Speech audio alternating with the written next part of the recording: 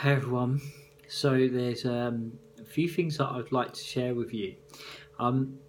Recently, a little while ago, I was sitting with a lady, and as she sat down with me, I got this very strong impression. I could almost see her driving home. I got the feeling of her driving home, and there was this real kind of exhausted, tired kind of feeling of trying to muster the strength to get through the day.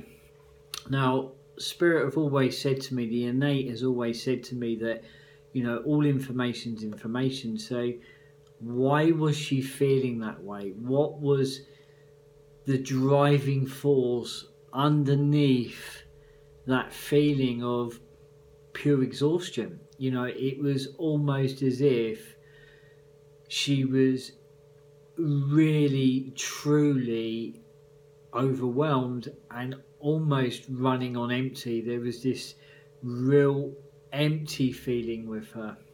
And I think, as much as the innate says, what is that, guiding me, teaching me to really understand what is going on underneath, which is the holistic approach that I passionately have with the mediumship in the way that I work with it. But importantly, I think that these are really important questions that we need to ask ourselves. Why are we feeling the way we're feeling?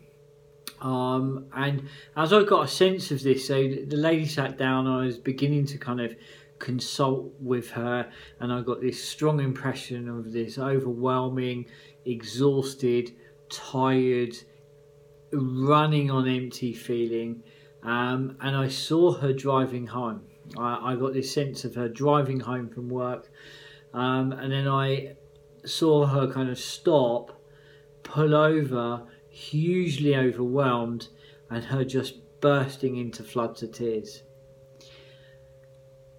And I shared this impression, this experience, what I'd seen and what I'd kind of witnessed with her.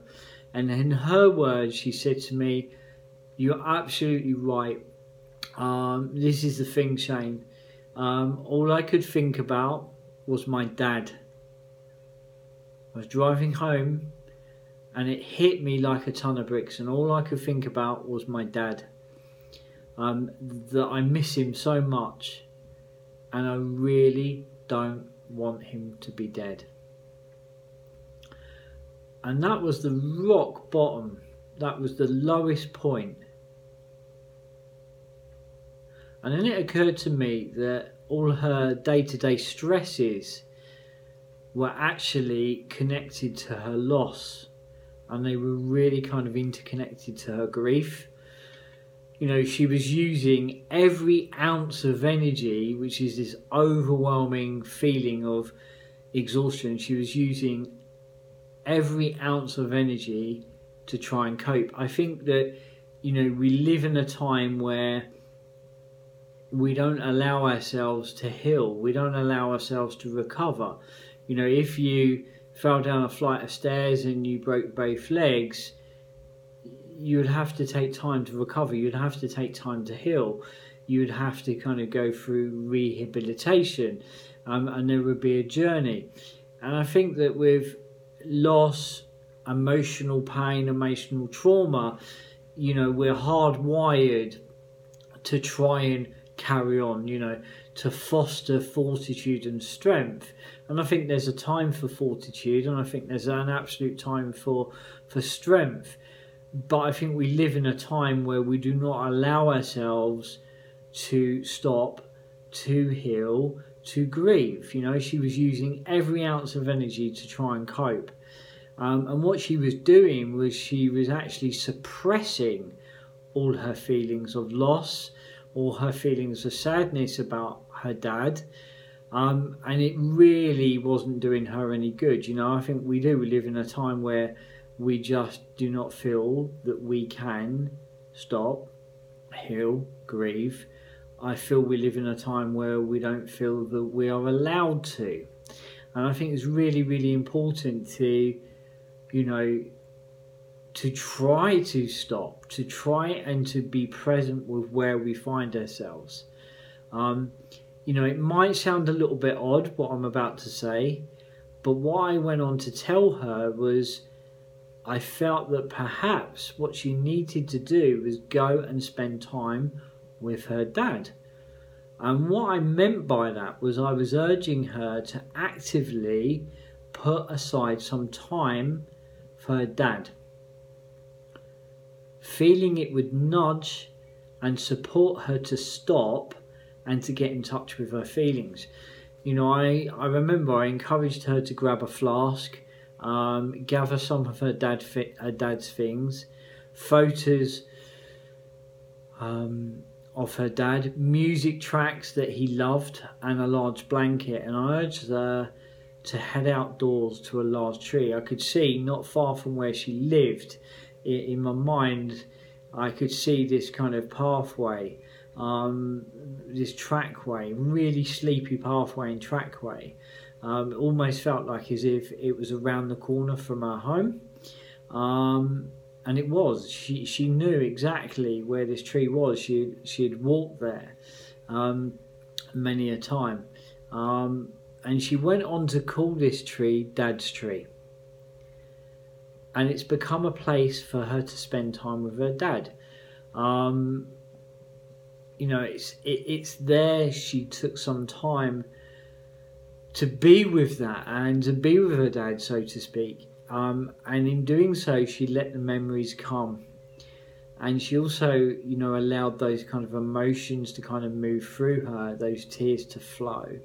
I remember saying that, you know, she would drink coffee and she thought about her dad. She listened to John Denver. She watched the birds take flight. She watched day turn to night.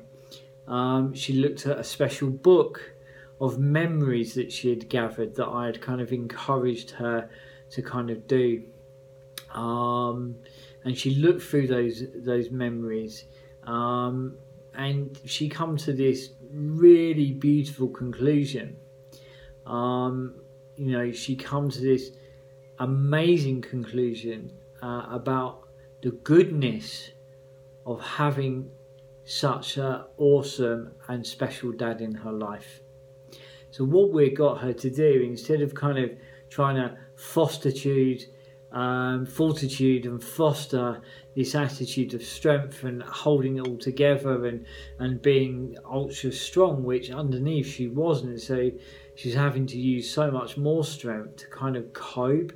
What we got her to gently do was to actually engage in the process of what was going on, and in doing so, she had this feeling of that he, in a way, had become more present, and that's exactly what she'd done. She'd become more present with where she found herself, and in doing so, she become more present with her dad. And you know, I'm by no doubt that it was him that was guiding me to guide her through the process, you know, and how special is that? So, you know, she found that taking that time to let him in, you know, because letting him in was painful, you know, that was hugely painful, but in letting him in, she got a feeling of him being ever so present, which he was around her, but she needed to kind of slow down. She needed to engage the process, and it's not an easy one, you know. I think it's a natural reaction to go, right, I'm coping with this, I'm going to be strong, I'm going to keep going. And what we can do is we can throw ourselves into busyness. You know, I know that he was guiding her, and he was giving her some advice.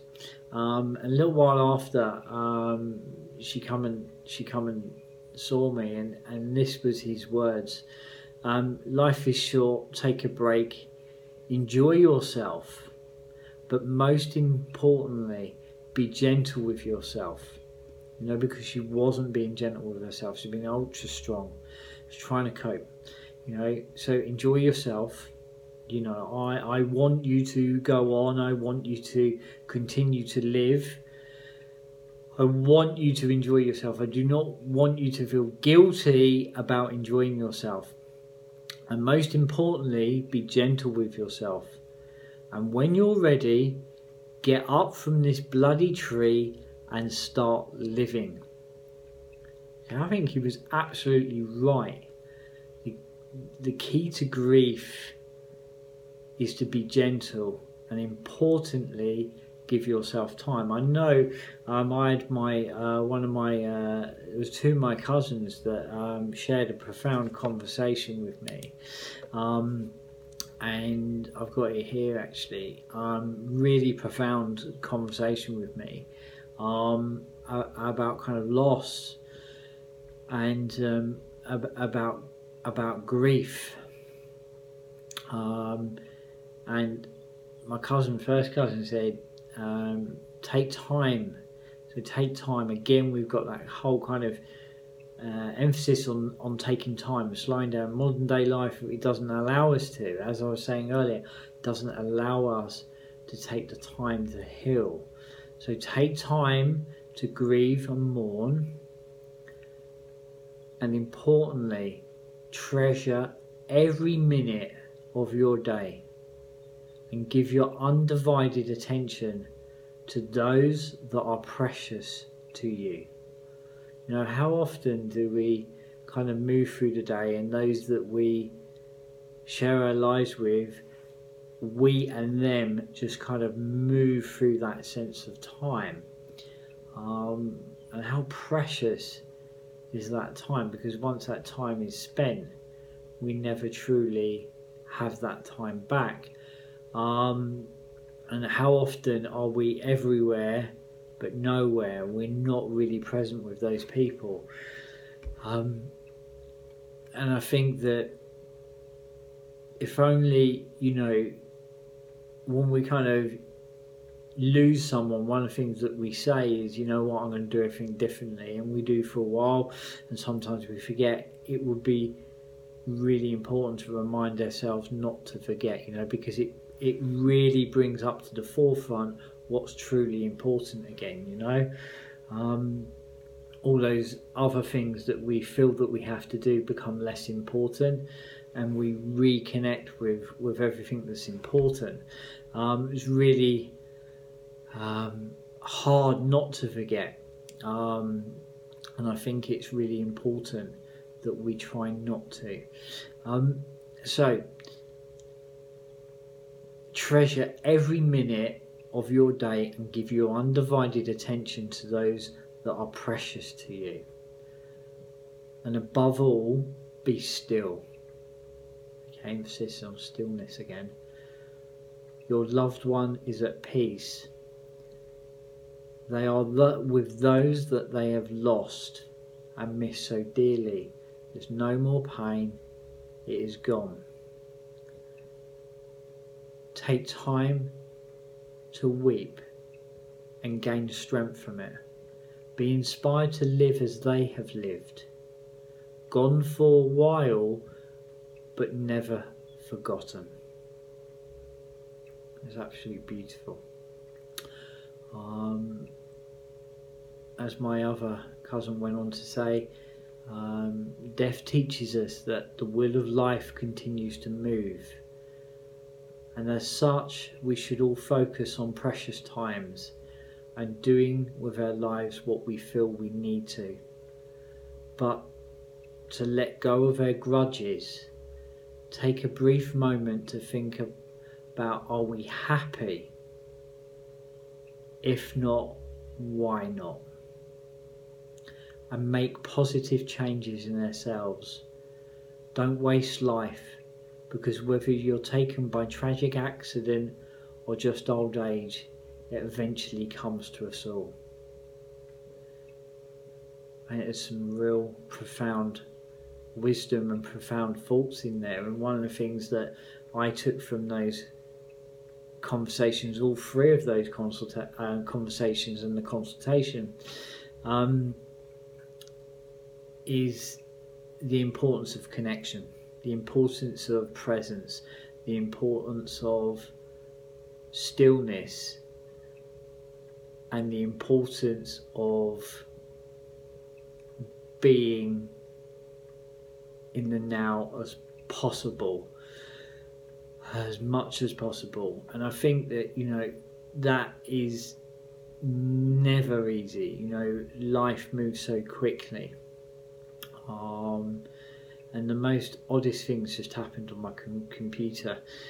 It's just kind of, the cursors just danced across the screen and just gently highlighted the word goodbye. Who knows?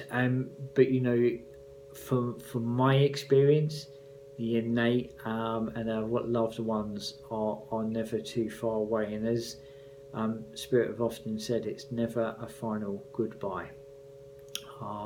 It's a I'll be seeing you goodbye. I'm going to leave that with you all, and hope that stirred up some thought. I just really kind of wanted to, it felt the right time to kind of reflect on some of those experiences and share them with you. As always, a heartfelt pleasure.